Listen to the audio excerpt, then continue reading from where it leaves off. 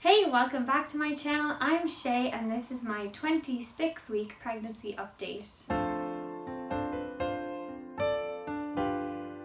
Welcome back. So this is the last update of my second trimester. Prim is in my lap as usual and I have my llama next to me. Uh-oh, the llama fell off. No! That's okay. I can't get up to get the llama. I'm sorry, llama. You're just gonna have to stay down there. So for the blind parenting tip of the week, I wanted to talk about nappy changes. There are a couple of tips that I found off of a forum that I thought I'd just share because they seem really helpful. Take it with a grain of salt. I've never actually used them, so we'll see how they go, but it might help you. The first thing that I read was that it's really helpful to use a cotton wool pad or tissue. Probably cotton wool is a better option. Or a cloth, a dry cloth, to just dry the area before you actually use a wet wipe or a wet cloth, because then it's easier as a blind parent for you to tell when you've actually wiped everything down and when you've actually gotten them clean, because sometimes if you just go directly in with a wet wipe or a wet cloth, then everything is just wet and you can't necessarily tell if everything is clean. So that's one thing. The second tip was, if it's really messy, don't even bother with a wipe. Just toss them in the sink or into the tub for a quick rinse. And that can be sometimes an easier option depending on the nature of the situation. And then the third tip was, when they get old enough to be standing on their own, you can actually change them standing up, which was never something that occurred to me.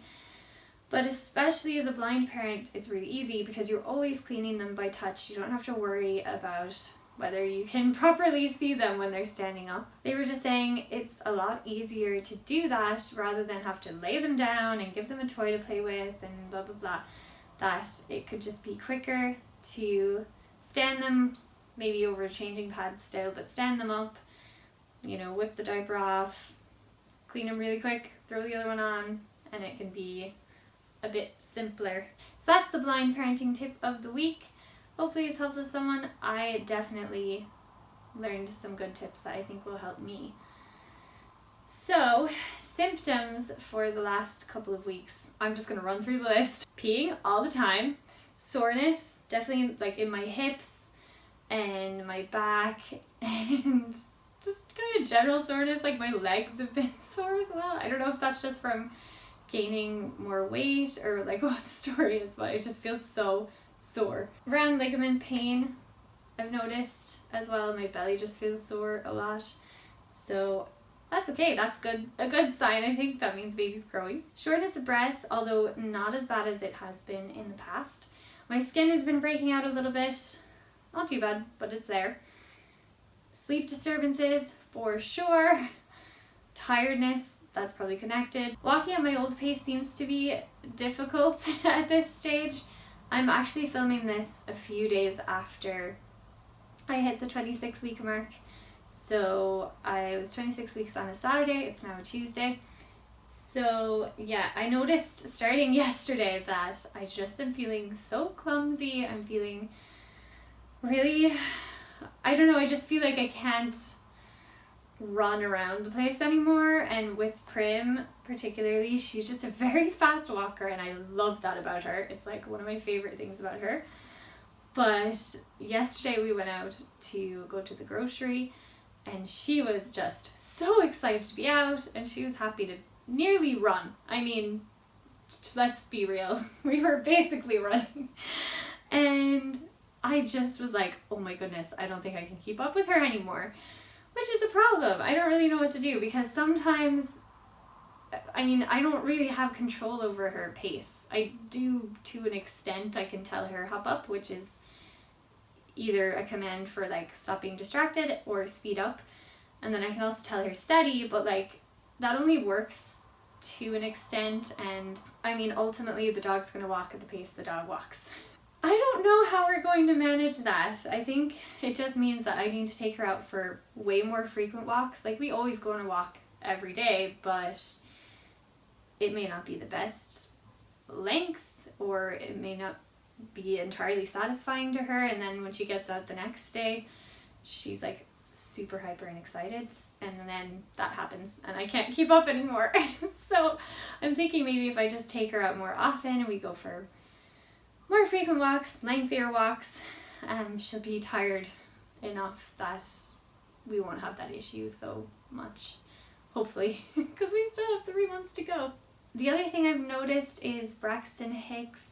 I mentioned this, I think, last video, and I think that's what they are. It's like this tightening sensation in my belly, and my belly kind of feels hard, and it was actually a bit sore when I was experiencing them yesterday.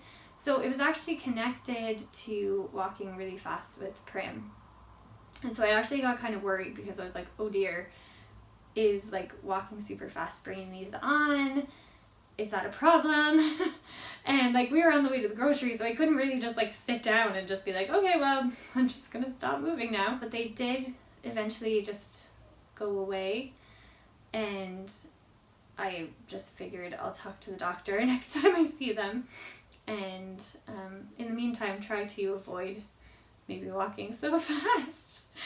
So moving on to the next category, again related to Prim, things I've been considering. So the first thing is just making Prim a help rather than a hindrance during the early days of having a newborn. And of course she's always a help, I shouldn't say rather than a hindrance, she's always a help. But there's the fact that my hands are fuller than they would be if I didn't have a dog, because I always have to be monitoring what she's doing. And I mean, she like I said, she can be a little bit of a handful in a good way. She can be a bit high energy, and sometimes I just have to be really on top of her in terms of her behavior. And do you know what I'm talking about, you? In terms of her behavior and just making sure that she's doing what she's supposed to be doing. I know that's all going to be harder with the baby, particularly in the first few weeks. So I'm just trying to think about what are behaviors that right now are not that much of an issue to me that will be an issue when I have a crying baby and I'm really tired and I'm trying to get out of the grocery store and all of these sorts of things. So things like sniffing in the queue at the grocery. Like, honestly, most of the time I just let her sniff. I don't really get on her about that sort of thing, but I know that if I have a baby and she's really distracted in a situation like that and I'm already stressed, I'm going to be way more stressed about her doing something like that. So I've just started working more on those sorts of behaviors, trying to get on top of them now so that they don't present as much of a problem when we actually get there in that moment. The other thing I've been working with her on is heeling, particularly on steps, because she's great on steps when she's in harness, but as soon as she's just on the lead, she can be a little bit just crazy on steps. She pulls a lot, and so we've been working on her heel there, which has been great. I also was working on just heel in general, because like I said, if I have a baby on my chest or on my hip or in the buggy, like it's one thing to deal with a dog that's pulling when it's just you and that's the only thing you have to focus on, but when I have a baby on me or behind me, I really don't want to have to be worried about the fact that Prim is pulling really hard on the lead and not really behaving herself. So yeah, we've been working a lot on that behavior as well, and she is loving it. I have to say, she loves the training because we use a lot of clicker training, positive reward stuff, and so she loves doing all these things because it's basically a game to her and she knows she gets food. So it's actually been a really positive experience, and I wish I had worked harder on these things before. But we're here now, so it's been great. Other things I've been considering, lockdown has been hard. I'm just done. I know, like, probably everyone is there. We are still in a very, very tight lockdown and we can't attend church. Restaurants are closed other than takeout. Everyone's working from home. shops are closed other than groceries basically, and I'm just tired of it. I know probably everyone is, and God willing it will be over soon. But yeah, I'm just done. And I found it really hard over the weekend, particularly because I was thinking about introducing baby to my family, and my family live abroad, so doing that will require a lot of planning because we need to buy plane tickets and we need to decide when we're actually going to go, and everything's up in the air. We actually don't know when we can go. And you know, we're gonna make plans and we're gonna hope for the best and pray that it works.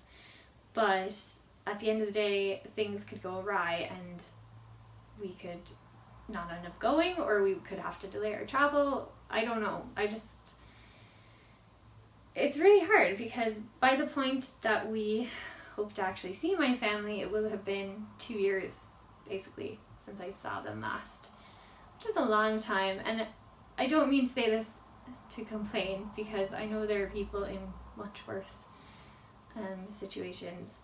So yeah, but it's just hard, and sometimes we have to grieve these things, and this weekend was just a grieving time for me, because the reality is this is a really precious time. Pregnancy is a precious time, and having a newborn is a really precious time, and I want my parents to be able to see the baby, and I want my brothers to be able to see the baby, and my close friends, my grandparents, and we're never going to be able to get that time back, you know, so it's really sad to think that potentially we could miss out on that opportunity. But in the same breath, I'm so thankful for God's provision and his blessings throughout this time, and even just to have a child is such a precious blessing. And the fact that even if I couldn't bring the baby to see my parents as soon as I would like, which is very possible,